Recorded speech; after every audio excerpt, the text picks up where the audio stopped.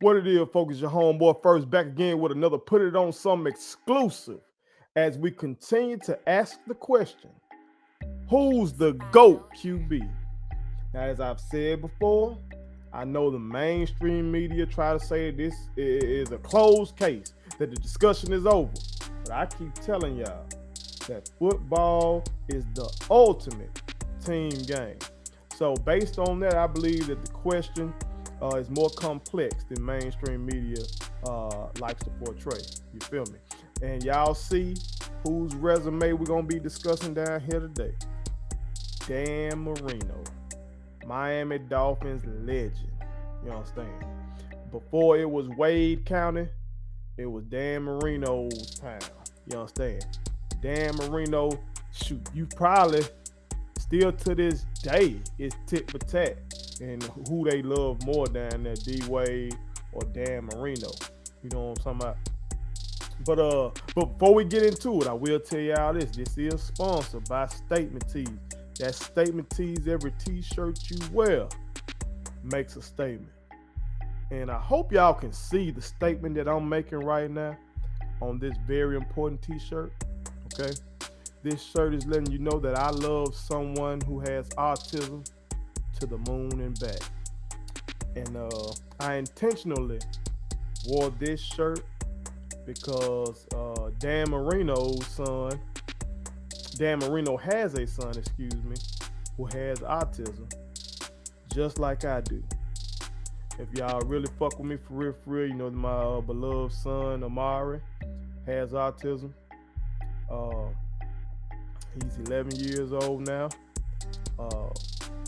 And he's just incredible. He's absolutely incredible. He saved my life. He's my hero. He's the strongest person I know. Generally just happy, the happiest person I know. So to learn that Dan Marino has a son with autism as well was very, very, very touching. You know what I'm saying? So if you want to make the same statement I'm making, you know what I'm saying, you can go over to statementteesllc.com. Hold on, let me let y'all get a look at that again. That's statementteesllc.com, or you can just simply hit us up at Facebook, Instagram, Twitter. You know what I'm saying? If you want something in different colors, you want yours to stand out a little more. You know what I'm saying? If you love somebody with autism as well, you know what I'm saying? Hit us up and we'll hook you up with this or something else. You feel me? But let's get into Dan Marino's resume, man. You know, I like to tell y'all a little bit about the guys before we just run the numbers. You know what I'm saying?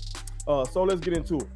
Now, before the modern era right now, as 10, 15, 20 years or so of football with Aaron Rodgers and now Patrick Mahomes, Dan Marino was considered the greatest thrower of the football by most football guys. You know what I'm saying?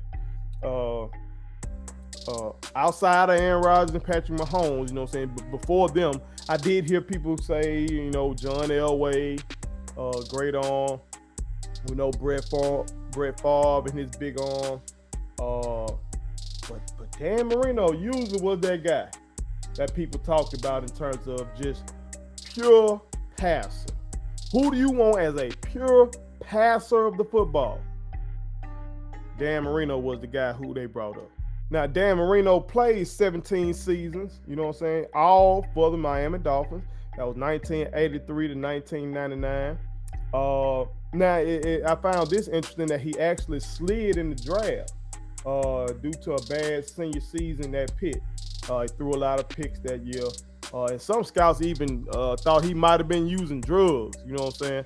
Which I found that, you know, when you think of somebody who in the football lore is so highly regarded for his passing ability, you wouldn't have thought that he would have slid in the draft, but yeah, he did. He was a late round guy. And you say the same for Aaron Rodgers. Now that I'm thinking about it, we talking about a lot of folks say these guys are the two greatest passers of the football. Both of them slid in the draft. But Dan Marino did end up starting by week 6 of his rookie year. And it was on from there. His second season was legendary. His second season was absolutely legendary. Record-shattering. He threw 48 touchdowns, which was a then record. He threw for 5,084 yards, which was unheard of at that time. Okay? Crazy numbers. That's crazy today if you go get 5 racks. Dan Marino did that in the 80s in his second season. Okay? Passes completed. Set a record for that. 362. Most 300-yard games with 9. Most 400-yard games with 4. He won the MVP that year. He made it to the Super Bowl that year. Lost to the 49ers, who were a juggernaut, the team of the 80s. But that man's second season was nuts. You understand? And of course, he thought it was just up from there. You know what I'm saying? But we're going to get into, what happened. As I stated, he has a son with autism. And that inspired Dan Marino to start a foundation to help kids with autism. And in the video I watched about him, A Football Life, again, those are excellently done. That's the type of shit I want to do. You know what I'm saying? And I got a myriad of things I'm concerned with, but I definitely want to help other kids like my baby. But first, I want to help my baby. You feel me? Because in the documentary, you see Dan Marino's son is there. He's talking. You know what I'm saying? He's able to express himself about his pops. And that just added some extra motivation to me. Like, man, I got to get this money. You know what I'm saying? Because right now you gotta fight for everything that you feel like your kid deserves in terms of receiving proper education and proper therapy. But when you got that money, you just make that happen. And it was good to see Dan Marino's son talk about his pops and be proud of his pops. And Dan's son actually said that he believes that what his dad has done with that foundation is bigger than anything his pops did on the football field. And I totally agree with that. Totally agree with that. But this project is about what happened on the football field. So let's get into that shit. All right. As I said, Dan Marino did win an MVP. That was after that record-shattering year in '84. Yes, he's in the Hall of Fame, of course, in the class of 2005. Didn't win any Super Bowls. So that's why all this glowing shit I'm telling you about with him being just that prototypical guy. You know what I'm saying? Big arms, 6'4", accurate. Didn't win a Super Bowl, so that's why most people don't put him in the GOAT talk like that. You know what I'm saying? He only went to that one Super Bowl. That one Super Bowl, okay? And that was after that magical '84 season, and then never got back. You feel me? So that had to be crazy, bro. When you make it to the Super Bowl that young, you got to believe that shit, you going to be there countless times. After that, you probably like, shit, this shit easy. Hey, I'm throwing this bitch around. But ultimate team game. Ultimate team game. Keep saying it. You know what I'm saying? His playoff record was 8-10. Playoff passing yards, 4,510. Playoff passing yards per game was 250.6. That's stellar. Playoff touchdowns, 32. Playoff picks, 24. Playoff passer rating was 77.1. His regular season record was good, 147 and 93. Regular season passing touchdowns was 420, and when he retired, that was 1. Okay, so when he retired from the game, he retired as the all-time leader in touchdowns. Regular season picks, he threw 252. That ranked 6th when he retired. He's now at 8. Passing yards, he threw 61,361 yards. This motherfucker slanging this bitch. And that ranked 1st as well. When he retired, he's now 6th. Regular season passer rating is 86.4. When he retired, that was ranked 5th. It's now 38th. Regular season passing yards per game, 253.6. And that motherfucker out. All right. Rushing yards, 301. Rushing touchdowns, 9. All right. So he wasn't that kind of guy with his feet. He was a pocket guy, but he going to stand in that pocket. At a time, you getting your ass whooped in that pocket. At a time when you were getting your ass whooped in the pocket, damn Marino going to stand in that pocket and goddamn throw that ball. You feel me? Played through a lot of shit. You know what I'm saying? Tough guy. All right. Number top 10 scoring defense. Let's get into it. Let's look at this. This the shit I love. I keep telling y'all that you fucking with this. What was around this guy? Dan Marino is one of the main reasons I'm doing this damn project. I'm like, how can a motherfucker who retired with the most touchdowns, the most yards, everybody telling me that he was the greatest passer of the football that they've seen, how can this man retire with no Super Bowl rings? Not one. So I want to see what the fuck was going on. What did he have at his disposal? What did he have around him? So you know we got to start with defense, because defense wins championships. Dan Marino had 5 top 10 scoring defenses out of his 17 seasons. All right, he had 5 top 10 scoring defenses out of the 17 seasons that he played in the league. All right, actually had the number 1 defense in 1983. Okay, and fast forward all the way up to 1998, he had the number 1 defense that year as well. Okay, so you got the front end of his career, and then all the way on the back end of his career. Not a lot in between. Okay, in terms of rushing offenses, he had 0 in his career. 0 top 10 rushing offenses. Worst in the league in 1988. Second to last a couple times. They were routinely in the 20s. Let me repeat this shit again now. In 17 years of playing NFL football, this man's team never was in the top 10 in rushing. Worst in the league in 88. Second to last a couple times. Routinely in the 20s. Now, there's some details that go with that now. Some of this shit may have been Dan's fault. Okay? Under Shula, Don Shula, legendary head coach. We're going to talk about him in a minute. Dan Marino pretty much had free reign to change plays. Okay? And in his football life, they talk about a scenario or time where him and his teammates were on the bus and they were just talking about, like, if they just have anything, if they can do anything, what can they do? You know, what would they do? And Dan Marino was like, I would just have a game where I just threw the ball. Have a game where we don't rush that bitch at all and I just throw the ball.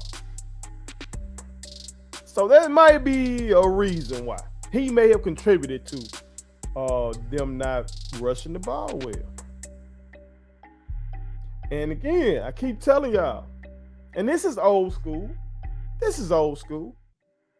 But folks trying to act like the game of football has changed so damn much. Still, if you can run that bitch, you can control the clock. Still, if you can run that bitch, you can minimize your turnovers. And still, if you can play some good goddamn defense, you give yourself a great chance to win. So when we look at this and we say you only got 5 top 10 scoring defenses, and you got no top 10 rushing offenses, you ain't set up to win. And maybe Dan was his own worst enemy in that, you know what I'm saying? Changing plays and trying to goddamn throw that bitch. Or maybe he trusted himself more than he trusted his O-line and his running back. But all I know is, shit, especially back then, you can run that ball, you play good defense, you're going to win the Super Bowl. That's how it was. Now let's get into the coaches. Now, I told y'all previously that he played for legendary coach Don Shula, Hall of Famer, class of 1997. All right, yeah, but they didn't win a Super Bowl together, but Don Shula did win 2 Super Bowls in his career. He won one with the Baltimore Colts back in the Gap, and he also won one with that legendary team, the 72 Dolphins. Y'all know Mercury Morris, that team that always celebrates when a team loses, or when that final undefeated team loses, excuse me, because the 72 Dolphins were the only undefeated team in the history of the NFL. You feel me? And that team was coached by Don Shula. All right. Shula has the most wins of any head coach in NFL history. You know what I'm saying? Bill Belichick chasing that down, but still Don Shula got that shit. You know what I'm saying? Followed by George Halas. But then, like I said, Bill Belichick trying to come get that. Don and Dan couldn't get it done. You know what I'm saying? Had some good years. They were consistent. You know what I'm saying? They were always in the playoffs or in playoff contention, but they just couldn't get that bowl together. In the later part of his career, Dan Marino had Jimmy Johnson, legendary coach, made his name in this game in college with Miami, but then also y'all know with the Dallas Cowboys. Y'all know Jimmy Johnson, but how about them Cowboys? You know what I'm saying? We're gonna talk about him more, when I get to Troy Aikman. But Jimmy Johnson just went into the Hall of Fame, you know what I'm saying, class of 2020. And there was some tension between Dan Marino and Jimmy Johnson, which is understandable because Jimmy Johnson was old school, his shit. Jimmy Johnson want to play good defense and want to run the ball. And like I just told y'all, Dan Marino's fantasy, his wet dream was being able to throw that bitch every damn time. You know what I'm saying? So you already know they were going to butt heads. You know what I'm saying? But did play for two great coaches. All right. Let's look at some of his notable offensive teammates. All right. He had a Hall of Fame center by the name of Dwight Stevenson.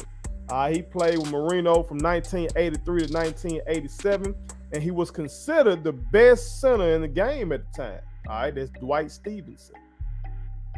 But that's it in terms of Hall of Fame. Currently, as I'm taping this, Dan Marino has no teammates who are skill guys. That's running back, wide receiver. That's your tight end. None of those guys in the Hall of Fame. Got some notable guys. You know what I'm saying? Some guys that did some good things. Irvin Fryer, 5-time Pro Bowler. Mark Clayton, 5-time Pro Bowler. Mark Duper, 3-time Pro Bowler. You know, if Dan was airing that bitch out like that, you know he had to have some guys on the other end of that pass that was putting up some decent numbers. You know what I'm saying? Get some accolades. But none of these guys in the Hall of Fame right now. So yeah, NFL Hall of Fame, it's tough. Sometimes they let some bullshit in there. There's a couple quarterbacks I got in mind that I see. I ain't gonna speak on that. Not yet. I'm gonna get a Hall an opportunity to do the right thing when it comes to the quarterbacks I got in mind. If you watch Put It On something regularly, you know what I'm talking about. But in terms of these guys, especially Irvin Fryer, 5-time Pro Bowler, ain't in there. Mark Clayton, 5-time Pro Bowler, what am I talking about? Ain't in there. You know what I'm saying? They say that NFL Hall of Fame is not the Hall of Very Good. Hall of Fame. You feel me? So, not one Hall of Fame skill guy. Okay. 0 top 10 rushing offenses. Okay, and again, you can put some of that on Dan, changing plays and all that kind of shit. Only 5 top 10 scoring defenses. All right, and that's out of 17 seasons. I think if you put all that together, we see why Dan Marino didn't win a Super Bowl. There it is. In an era where, well, I shouldn't even say it, because now we're just now getting to this era, just past happy era, because they've changed all the fucking rules to appease fans who, the fair weather fans. Real fucking football fans don't give a fuck. We love defense, we love running the ball, hard-nosed shit. You gonna watch. But for those fair weather motherfuckers to try to bring them in, they change the rules and all that kind of shit. So now you see all this past happen. But for most of the history of football, run the ball, stop the run. Like good defense. Control the clock.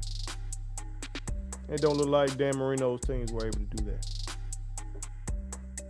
And that's why, even though he's such a great thrower of the football. Didn't have any Super Bowls. All right. But y'all tell me what y'all think. Maybe even with all that said, in terms of him not having a bowl, I think I've laid out for you some reasons why his team didn't achieve that.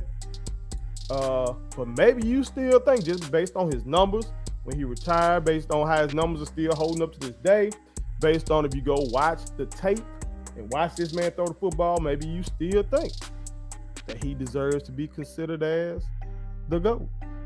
All right, y'all tell me what y'all think. You know what I'm talking about? But I appreciate y'all fucking with me. Make sure you follow me across all social media platforms. You understand? Make sure you follow Put It On Something. That's PIOS_100 on Twitter. That's Put It On Something on Facebook. That's Put It On Something on Instagram. You feel me? And share this shit to as many people as possible. And hit that subscribe button over there. You see it in the corner. It say subscribe. Hit that motherfucker. You understand? But appreciate y'all for fucking with me as we continue to ask, who is the GOAT QB? My kids wanted me to tell y'all to make sure you subscribe to my YouTube channel, follow me across all social media platforms, like the videos, and share them. Did I forget anything? And turn on the post notifications. Y'all heard them. And also, visit StatementTeesLLC.com and shop with us. That's Statement Tees. Every t-shirt you wear makes a statement.